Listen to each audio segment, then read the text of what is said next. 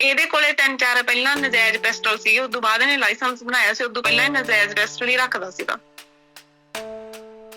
ਰੁਪਿੰਦਰ ਕੌਰ ਅਤੇ ਬਬਲੂ ਬਰਾੜ ਦਾ ਮਾਮਲਾ, ਜਿਸ ਦੇ ਵਿੱਚ ਹੈਪੀ ਸਰਪੰਚ ਮਾਰਿਆ ਜਾਂਦਾ ਹੈ ਤੇ ਹੁਣ ਇਸ ਤੋਂ ਬਾਅਦ ਇੱਕ ਹੋਰ ਆਡੀਓ ਸਾਹਮਣੇ ਆਂਦੀ ਹੈ ਜਿਸ ਦੇ ਵਿੱਚ ਕਿਹਾ ਗਿਆ ਕਿ ਗੋਲੀ ਤਾਂ ਪਹਿਲਾਂ ਰੁਪਿੰਦਰ ਕੌਰ ਨੂੰ ਮਾਰਨੀ ਚਾਹੀਦੀ ਹੈ। ਗੋਲੀ ਤਾਂ ਰੁਪਿੰਦਰ ਦੇ ਮਾਰਨ ਵਾਲੀ ਹੈ ਪਹਿਲਾਂ, ਜਦ ਕਿ ਬੂਥਾ ਤੁਰ ਗਈ ਹੈ। ਤਾਂ ਇਸ ਤਰੀਕੇ ਦੀ ਆਡੀਓ ਸਾਹਮਣੇ ਆਉਣ ਤੋਂ ਬਾਅਦ ਦਾਅਵਾ ਕੀਤਾ ਜਾ ਰਿਹਾ ਹੈ ਕਿ ਇਹ ਬਬਲੂ ਬਰਾੜ ਦੀ ਆਵਾਜ਼ ਹੈ ਜੋ ਕਿ ਰੁਪਿੰਦਰ ਕੌਰ ਦੇ ਭਰਾ ਦੇ ਨਾਲ ਗੱਲਬਾਤ ਕਰ ਰਹੀ ਹੈ। ਇਸ ਆਡੀਓ ਦੇ ਰਾਹੀਂ ਗੱਲ ਜ਼ਾਹਿਰ ਕਰਨ ਦੀ ਕੋਸ਼ਿਸ਼ ਕੀਤੀ ਜਾ ਰਹੀ ਹੈ ਕਿ ਬਬਲੂ ਬਰਾੜ ਕਿੰਨਾ ਜ਼ਿਆਦਾ ਪਰੇਸ਼ਾਨ ਹੋ ਚੁੱਕਿਆ ਸੀ ਰੁਪਿੰਦਰ ਕੌਰ ਦੀਆਂ ਹਰਕਤਾਂ ਤੋਂ, ਜੋ ਕਿ ਇਹ ਦੱਸ ਰਿਹਾ ਹੈ ਕਿ ਮੈਂ ਇਸ ਦੇ ਲਈ ਸਭ ਕੁਝ ਕੀਤਾ ਹੈ, ਫਿਰ ਵੀ ਮੈਨੂੰ ਠੋਕਰ ਮਾਰ ਕੇ ਇੰਜ ਉਸ ਦੇ ਨਾਲ ਚਲੀ ਗਈ। ਤਾਂ ਹੈਪੀ ਸਰਪੰਚ ਦੇ ਬਾਰੇ ਇਹ ਸਾਰੀ ਗੱਲਬਾਤ ਹੋ ਰਹੀ ਸੀ ਅਤੇ ਇਸ ਗੱਲ ਦਾ ਜਵਾਬ ਹੁਣ ਜਦੋਂ ਰੁਪਿੰਦਰ ਕੌਰ ਦੀ ਆਡੀਓ ਸਾਹਮਣੇ ਆਉਣ ਤੋਂ ਬਾਅਦ ਹੁੰਦਾ ਹੈ, ਜਿਸ ਦੇ ਵਿੱਚ ਉਸ ਦੇ ਵੱਲੋਂ ਵੀ ਕਈ ਗੱਲਾਂ ਦੱਸੀਆਂ ਜਾਂਦੀਆਂ ਨੇ। ਉਹ ਇਹ ਆਖਦੀ ਹੈ ਕਿ ਇਸ ਘਰ ਦੇ ਵਿੱਚ ਜਦੋਂ ਮੈਂ ਵਿਆਹ ਕੇ ਆਈ ਤਾਂ ਮੇਰੇ ਨਾਲ ਦੁਰਵਿਵਹਾਰ ਕੀਤਾ ਗਿਆ, ਮਾੜਾ ਕੰਮ ਕੀਤਾ ਗਿਆ, ਉਹ ਵੀ ਬਬਲੂ ਦੇ ਭਰਾ ਦੇ ਵੱਲੋਂ।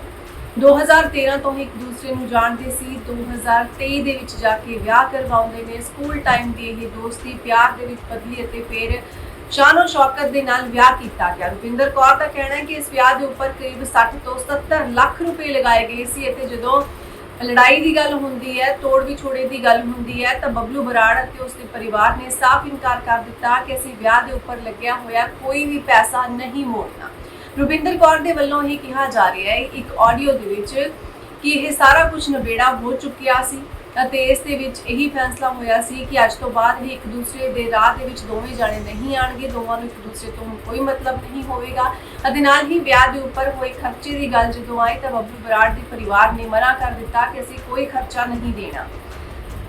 ਤਾਂ ਇਸ ਮਗਰੋਂ ਅਗਲੀ ਗੱਲਬਾਤ ਸ਼ੁਰੂ ਹੁੰਦੀ ਹੈ। ਦੋਹਾਂ ਦੇ ਵਿਚਾਲੇ ਚੱਲ ਰਹੀ ਇਹ ਤਲਖੀ ਨਹੀਂ ਪਤਾ ਸੀ ਕਿ ਹੈਪੀ ਸਰਪੰਚ ਦੀ ਜਾਨ ਲੈ ਲੇਗੀ। ਤਾਂ ਹੈਪੀ ਸਰਪੰਚ ਦਾ ਇਹ ਮਾਮਲਾ ਸਿਰਫ ਇੱਥੋਂ ਤੱਕ ਨਹੀਂ ਜੁੜਿਆ ਹੋਇਆ ਰੁਪਿੰਦਰ ਕੌਰ ਦੇ ਹਿਸਾਬ ਦੇ ਨਾਲ। ਉਸਦਾ ਕਹਿਣਾ ਹੈ ਕਿ ਆਉਣ ਵਾਲੀ ਇਲੈਕਸ਼ਨ ਦੇ ਵਿੱਚ ਬਾਗਾ ਪੁਰਾਣਾ ਤੋਂ ਉਸਨੇ ਸੀਟ ਤੇ ਖੜੇ ਹੋ ਕੇ ਚੋਣ ਲੜਨੀ ਸੀ ਅਤੇ ਉਸੇ ਸੀਟ ਦੇ ਚੱਕਰ ਦੇ ਵਿੱਚ ਹੈਪੀ ਸਰਪੰਚ ਮਾਰਿਆ ਗਿਆ। ਭਾਵੇਂ ਕਾਂਗਰਸ ਦੇ ਵੱਲੋਂ ਉਸਨੂੰ ਟਿਕਟ ਮਿਲਦੀ, ਭਾਵੇਂ ਬੀਜੇਪੀ ਦੇ ਵੱਲੋਂ, ਭਾਵੇਂ ਕਿਸੇ ਵੀ ਪਾਰਟੀ ਤੋਂ ਟਿਕਟ ਮਿਲਦੀ, ਹੈਪੀ ਸਰਪੰਚ ਨੂੰ ਤਾਂ ਉਹਨੇ ਉੱਥੋਂ ਹੀ ਖੜੇ ਹੋਣਾ ਸੀ ਅਤੇ ਜਿੱਤ ਵੀ ਪ੍ਰਾਪਤ ਕਰਨੀ ਸੀ, ਜਿਸ ਦੇ ਚੱਲਦੇ ਹੋਏ ਉਸ ਨੂੰ ਮਾਰਿਆ ਗਿਆ। ਇਹ ਰੁਪਿੰਦਰ ਕੌਰ ਦਾ ਦਾਅਵਾ ਹੈ। ਇੱਕ ਵਾਰੀ ਫਿਰ ਤੋਂ ਨਵੀਂ ਆਡੀਓ ਦੇ ਵਿੱਚ ਕੀਤਾ ਗਿਆ ਜੋ ਕਿ ਹਾਲ ਫਿਲਹਾਲ ਦੇ ਵਿੱਚ ਕੁਝ ਸਮਾਂ ਪਹਿਲਾਂ ਹੀ ਸਾਹਮਣੇ ਆਈ ਸੀ ਅਤੇ ਸਾਰੀ ਆਡੀਓ ਜਿਸ ਦੇ ਵਿੱਚ ਹੁਣ ਬਬਲੂ ਬਰਾੜ ਦੀ ਆਵਾਜ਼ ਆਉਂਦੀ ਹੈ। ਤਾਂ ਦੂਸਰੀ ਆਡੀਓ ਦੀ ਗੱਲ ਕਰਨੀ ਵੀ ਬਣਦੀ ਹੈ ਜਿਸ ਦੇ ਵਿੱਚ ਰੁਪਿੰਦਰ ਕੌਰ ਨੇ ਦੱਸਿਆ ਕਿ ਕਿੰਜ ਘਰ ਦੇ ਵਿੱਚ ਉਸ ਨਾਲ ਗਲਤ ਹੋ ਰਿਹਾ ਸੀ, ਜਿਸ ਦੀ ਸ਼ਿਕਾਇਤ ਉਸਨੇ ਬਬਲੂ ਬਰਾੜ ਨੂੰ ਕੀਤੀ ਸੀ ਅਤੇ ਇਸ ਮਗਰੋਂ ਉਸ ਦੇ ਬੁਟੀਕ ਦੇ ਉੱਪਰ ਸੂਟ ਲੈਣ ਆਉਂਦੀ ਹੈਪੀ ਸਰਪੰਚ ਦੀ ਘਰਵਾਲੀ ਦੇ ਨਾਲ ਵੀ ਉਸਨੇ ਇਹ ਸਾਰੀ ਗੱਲਬਾਤ ਕੀਤੀ ਅਤੇ ਫਿਰ ਹੈਪੀ ਸਰਪੰਚ ਨੇ ਬਬਲੂ ਦੇ ਨਾਲ ਇਹ ਗੱਲ ਕੀਤੀ ਕਿ ਤੇਰੇ ਘਰ ਦੇ ਵਿੱਚ ਇਹ ਸਭ ਕੁਝ ਚੱਲ ਰਿਹਾ ਹੈ। ਤਾਂ ਇਸ ਮਗਰੋਂ ਰੁਪਿੰਦਰ ਦਾ ਕਹਿਣਾ ਹੈ ਕਿ ਬਬਲੂ ਨੇ ਉਸਨੂੰ ਸਿਰਫ ਇਹੀ ਕਿਹਾ ਕਿ ਇਹ ਸਾਡੇ ਘਰ ਦਾ ਮਾਮਲਾ ਹੈ ਅਤੇ ਹੈਪੀ ਨੇ ਕਿਹਾ ਕਿ ਪਰ ਮੈਂ ਕਿਸੇ ਕੁੜੀ ਦੇ ਨਾਲ ਇੰਜ ਗਲਤ ਨਹੀਂ ਹੋਣ ਦਵਾਂਗਾ।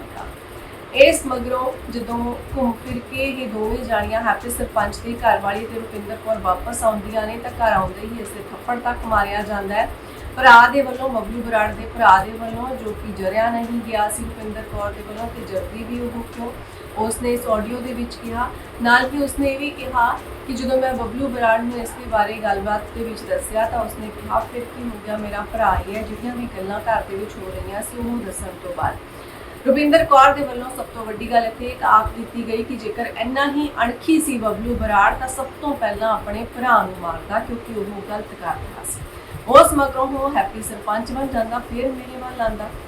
ਤਾਂ ਇਸ ਪੂਰੀ ਆਡੀਓ ਦੇ ਸਾਹਮਣੇ ਆਉਣ ਤੋਂ ਬਾਅਦ ਦੋਵੇਂ ਹੀ ਆਡੀਓ ਜਿਸ ਦੇ ਵਿੱਚ ਬਬਲੂ ਬਰਾੜ ਦੀ ਆਪਣੀ ਫਰਸਟ੍ਰੇਸ਼ਨ ਹੈ, ਜਿਸ ਦੇ ਵਿੱਚ ਉਹ ਇਹ ਦੱਸ ਰਿਹਾ ਹੈ ਕਿ ਮੈਂ ਇੰਨਾ ਕੁਝ ਕੀਤਾ ਇਸ ਕੁੜੀ ਦੇ ਲਈ ਪਰ ਫਿਰ ਵੀ ਇਹ ਮੇਰੇ ਨਾਲ ਨਹੀਂ ਰਹੀ ਸਹੀ ਢੰਗ ਦੇ ਨਾਲ ਅਤੇ ਉਸ ਦੇ ਨਾਲ ਚਲੀ ਗਈ ਹੈ। ਤੇ ਦੂਸਰੇ ਪਾਸੇ ਰੁਪਿੰਦਰ ਕੌਰ ਦਾ ਇਹ ਕਹਿਣਾ ਕਿ ਘਰ ਦੇ ਵਿੱਚ ਮੇਰੇ ਨਾਲ ਉਸ ਦੀਆਂ ਅੱਖਾਂ ਦੇ ਸਾਹਮਣੇ ਹੀ, ਬਬਲੂ ਦੇ ਸਾਹਮਣੇ ਹੀ ਗਲਤ ਹੁੰਦਾ ਰਿਹਾ।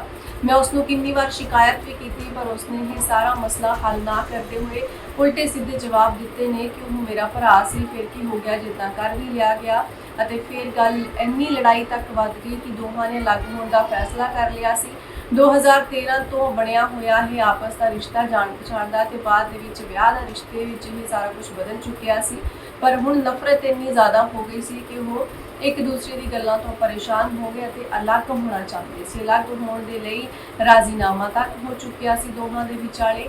ਪੈਸੇ ਦੇ ਲੈਣ ਦੇਣ ਨੂੰ ਲੈ ਕੇ ਹੋਵੇ ਜਾਂ ਰਿਸ਼ਤਾ ਤੋੜਨ ਦੀ ਗੱਲ ਹੋਵੇ, ਪਰ ਉਸ ਤੋਂ ਬਾਅਦ ਵੀ ਹੈਪੀ ਸਰਪੰਚ ਨੂੰ ਜਿਸ ਤਰੀਕੇ ਦੇ ਨਾਲ ਜਿਮ ਦੇ ਬਾਹਰ ਘੇਰ ਕੇ ਖਤਮ ਕਰ ਦਿੱਤਾ ਗਿਆ ਬਬਲੂ ਬਰਾੜ ਅਤੇ ਉਸਦੇ ਸਾਥੀਆਂ ਦੇ ਵੱਲੋਂ, ਇਸ ਦੇ ਪਿੱਛੇ ਦਾ ਕਾਰਨ ਰੁਪਿੰਦਰ ਕੌਰ ਦੇ ਅਨੁਸਾਰ ਸਿਰਫ ਰਾਜਨੀਤਿਕ ਹੈ, ਕੋਈ ਵੀ ਘਰੇਲੂ ਨਹੀਂ ਹੈ। ਤੇ ਨਾਲ ਹੀ ਜੇਕਰ ਘਰੇਲੂ ਹੈ ਵੀ ਤਾਂ ਇਸ ਦੇ ਵਿੱਚ ਬਾਰ-ਬਾਰ ਇੱਕੋ ਵਿਅਕਤੀ ਦਾ ਨਾਮ ਲਿਆ ਜਾ ਰਿਹਾ ਹੈ ਕਿ ਉਸਨੇ ਹੀ ਮੇਰੇ ਘਰ ਵਾਲੇ ਨੂੰ ਭੜਕਾਇਆ ਸੀ ਤੇ ਸਾਰੇ ਗੱਲਬਾਤ ਨੂੰ ਇਸ ਕਦਰ ਮੋੜ ਦਿੱਤਾ ਕਿ ਹੈਪੀ ਸਰਪੰਚ ਦਾ ਕਤਲ ਕਰ ਦਿੱਤਾ ਗਿਆ। ਇੱਕ ਨਵੀਂ ਆਡੀਓ ਜਿਸ ਤੋਂ ਬਾਅਦ ਮੁੜ ਤੋਂ ਇਹ ਚਰਚਾ ਕਿ ਆਖਿਰਕਾਰ ਰੁਪਿੰਦਰ ਕੌਰ ਦੇ ਨਾਲ ਘਰ ਦੇ ਵਿੱਚ ਅਜਿਹਾ ਕੀ ਹੋ ਰਿਹਾ ਸੀ, ਕੀ ਬਬਲੂ ਬਰਾੜ ਦੇ ਭਰਾ ਦੇ ਕੋਲੋਂ ਇਹ ਸਾਰਾ ਕੁਝ ਪੁੱਛਿਆ ਜਾਣਾ ਜ਼ਰੂਰੀ ਹੈ ਕਿ ਉਹ ਕੀ ਕੁਝ ਕਰ ਰਿਹਾ ਸੀ, ਜਾਂ ਫਿਰ ਰੁਪਿੰਦਰ ਕੌਰ ਇਹ ਸਾਰੇ ਇਲਜ਼ਾਮ ਝੂਠੇ ਲਗਾ ਰਹੀ ਹੈ, ਕਿਉਂਕਿ ਉਸਨੇ ਇਹ ਵੀ ਕਿਹਾ ਹੈ ਕਿ ਮੇਰੀ ਘੋੜੀ ਤੱਕ ਵੇਚ ਦਿੱਤੀ ਗਈ ਇਸ ਘਰ ਦੇ ਵਿੱਚ, ਮੇਰੇ ਪੈਸਿਆਂ ਦੀ ਹੀ ਫੋਰਚੂਨਰ ਆਈ ਸੀ, ਕੋਈ ਵੀ ਗੱਡੀ ਮੇਰੇ ਲਈ ਨਹੀਂ ਖਰੀਦੀ ਗਈ, ਸਾਰਾ ਕੁਝ ਉਹ ਝੂਠ ਹੈ। ਜਿਹੜੀ ਮੈਨੂੰ ਐਸ਼ੋ ਆਰਾਮ ਦੇਣ ਦੀਆਂ ਗੱਲਾਂ ਕੀਤੀਆਂ ਜਾ ਰਹੀਆਂ ਨੇ,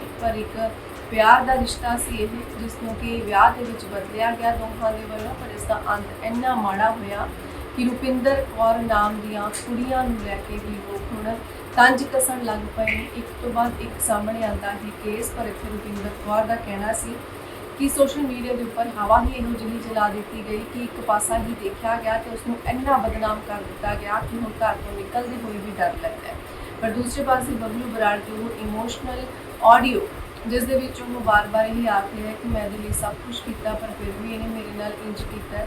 ਹੁਣ ਇਹ ਸਾਰਾ ਮਾਮਲਾ ਇਹ ਦੋਵੇਂ ਜਣੇ ਚੰਗੀ ਤਰ੍ਹਾਂ ਜਾਣਦੇ ਨੇ ਕਿ ਆਖਿਰਕਾਰ ਕਿੱਥੋਂ ਵਧਿਆ ਸੀ, ਕਿੱਥੇ ਤੱਕ ਪਹੁੰਚਿਆ ਸੀ, ਪਰ ਇਸ ਦੇ ਵਿੱਚ ਹੈਪੀ ਸਰਪੰਚ ਅਤੇ ਉਸ ਦਾ ਪਰਿਵਾਰ ਕਿੰਜ ਇਨਵੋਲਵ ਹੋ ਗਿਆ। ਰੁਪਿੰਦਰ ਕੌਰ ਦੀਆਂ ਮੁਸ਼ਕਿਲਾਂ ਨੂੰ ਸੁਣਦੇ ਹੋਇਆ, ਕਿਉਂਕਿ ਹੈਪੀ ਦੀ ਘਰਵਾਲੀ ਦਾ ਨਾਮ ਵੀ ਵਿੱਚ ਬਾਰ-ਬਾਰ ਆਉਂਦਾ ਹੈ। ਇਹ ਦੋਵੇਂ ਜਾਣੀ ਸਹੇਲੀਆਂ ਸੀ ਅਤੇ ਉਹਨਾਂ ਦੇ ਵੱਲੋਂ ਵੀ ਇਸ ਮਸਲੇ ਨੂੰ ਹੱਲ ਕਰਵਾਉਣ ਦੀ ਸ਼ਾਇਦ ਕਿਤੇ ਨਾ ਕਿਤੇ ਕੋਸ਼ਿਸ਼ ਕੀਤੀ ਗਈ ਸੀ, ਕਿਉਂਕਿ ਜਿਸ ਦਿਨ ਰੁਪਿੰਦਰ ਕੌਰ ਨੂੰ ਉਸਦੇ ਸਹੁਰੇ ਘਰੋਂ ਲਿਜਾਇਆ ਜਾਂਦਾ ਹੈ, ਗਿੱਲ ਪਿੰਡ ਛੱਡਿਆ ਜਾਂਦਾ ਉਸਦੇ ਪੇਕੇ ਘਰ ਦੇ ਵਿੱਚ, ਤਾਂ ਉਸ ਦਿਨ ਵੀ ਹੈਪੀ ਸਰਪੰਚ ਦੀ ਘਰਵਾਲੀ ਨਾਲ ਹੀ ਸੀ। ਪਰ ਉਹਨਾਂ ਦਾ ਸਭ ਤੋਂ ਵੱਡਾ ਲੋਸ ਹੈ, ਸਭ ਤੋਂ ਵੱਡਾ ਦੁੱਖ ਉਹਨਾਂ ਦੇ ਲਈ ਹੈ, ਕਿਉਂਕਿ ਹੈਪੀ ਸਰਪੰਚ ਹੁਣ ਇਸ ਦੁਨੀਆ ਦੇ ਵਿੱਚ ਨਹੀਂ, ਉਹਨਾਂ ਦੇ ਬੱਚੇ ਅਤੇ ਪਤਨੀ ਰੋ ਰਹੇ ਨੇ।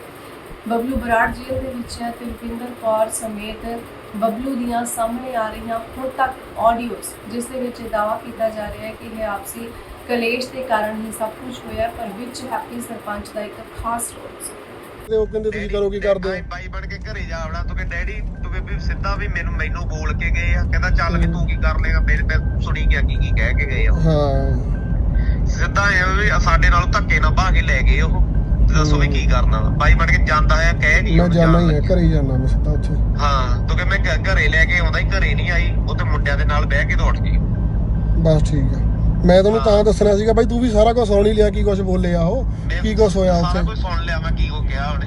ਹਾਂ ਕਿਉਂਕਿ ਮੈਂ ਤੈਨੂੰ ਪਤਾ ਕਿ ਬਾਈ ਯਾਰ ਮੈਂ ਕਿਵੇਂ ਉਹਨੂੰ ਰੱਖਿਆ, ਕਿਵੇਂ ਹੁਣ ਤੱਕ ਕੀਤਾ ਸਾਰਾ ਕੁਝ, ਤੇ ਮੈਂ ਫਿਰ ਵੀ ਮਾੜਾ ਬਣ ਗਿਆ ਅੱਜ ਯਾਰ। ਇਹ ਕਿਹੜੀ ਗੱਲ ਹੋ ਗਈ ਯਾਰ? ਹਾਂ ਮੈਨੂੰ ਫਿਰ ਵੀ ਮਾੜਾ ਬਣਾ ਕੇ ਉੱਠ ਗਈ ਯਾਰ, ਦੱਸ ਕਿੱਡੀ ਬੇਇੱਜ਼ਤੀ ਕਰਾਈ ਜਾਂਦੀ ਇਹ ਯਾਰ। ਸਾਰਾ ਕੁਝ ਪਟਾ ਕੇ ਤੇ ਨਾਲ ਖੜਾ, ਹਰੇਕ ਚੀਜ਼ ਇਹਨੂੰ ਮੈਂ ਦਿੱਤੀ ਆ, ਹਨਾ। ਤੂੰ ਵੀ ਹਰੇਕ ਚੀਜ਼ ਲੈਣ ਕੇ ਹਾਂ ਤੇ ਹੋਰ ਕੀ ਕਰਦੀ ਐ ਆਪਾਂ? ਮੇਰੇ ਤਾਂ ਇਹਨੂੰ ਧੱਕੇ ਖਾ ਕੇ ਪਤਾ ਲੱਗਣਾ। ਵਿੱਚ ਨਹੀਂ ਨੀ ਕਿਹੜੇ ਸਾਰਾ ਕੁਝ ਕਰਕੇ ਗਿਆ ਨਾ, ਸਾਰਾ ਕੁਝ ਨਾਲ ਕਿਹੜੇ ਮੇਥੋਂ ਪਹੁੰਚਿਆ ਨਹੀਂ ਗਿਆ ਨਾ ਇੱਥੇ ਇੰਡੀਆ ਨਾ। ਹਰੇਕ ਚੀਜ਼ ਦੇ ਨਾਲ ਇਹਨੇ ਖੜਾ ਰਿਹਾ। ਉਹ ਪਤਾ ਨਹੀਂ ਕਿਹੜੀ ਇਹਦੀ ਸਹੇਲੀ ਬਣਾਈ ਵੀ ਆ, ਉਹ ਕੀ ਆ ਕੀ ਨਹੀਂ, ਉਹ ਡਿਫਾਲਟਰ ਆ ਮੇਰੇ ਹਿਸਾਬ ਨਾਲ। ਹਾਂ ਉਹ ਪਤਾ ਨਹੀਂ ਗੈਂਗਸਟਰ ਘੁੰਮਦੇ ਆਪਦੇ ਆਪ ਨੂੰ। ਆ ਪਹਿਲੀ ਵਾਰ ਵੇਖਿਆ ਹੋਵੇ ਸਾਡੀਆਂ ਤੇ ਨਹੀਂ ਕੋਈ ਘਰ ਵਾਲਾ ਬਣ ਜਾ ਕੇ ਖੜ ਲਗਾ ਉਹ ਸਰਪੰਚ ਕਾਹਦਾ ਹੋਇਆ ਜਦੋਂ ਜਨਾਨੀ ਪਿੰਡ ਦੂਜੇ ਪਿੰਡ ਤੁਰੀ ਫਿਰਦੀ। ਉਹਦਾ ਕੀ ਹੱਲ ਕਰੀਏ ਇਹਨਾਂ ਦਾ? ਹੁਣ ਇਹਦਾ ਹੱਲ ਕੋਈ ਕਰਨਾ ਪੈਣਾ। ਹੁੰਦਾ ਕਿ ਘਟ ਜੂਗੀ, ਪਰ ਮੈਨੂੰ ਨਹੀਂ ਲੱਗਦਾ ਗੱਲ ਘਟੂਗੀ। ਇਹ ਕਿਵੇਂ ਘਟ ਜੂ ਯਾਰ? ਜਦੋਂ ਮੈਂ ਧੱਕੇ ਨਾਲ ਬਾਹ ਕੇ ਲੈ ਗਏ ਇੱਥੋਂ ਬਾਰ ਦੇ ਮੂਹਰੋਂ ਆਉਂਦੇ ਹਨ। ਨਵੇਂ ਮਿੱਤਰ ਲੱਭੇ ਆ, ਦੱਸ ਯਾਰ ਕਿਹੜੀਆਂ ਗੱਲਾਂ ਯਾਰ।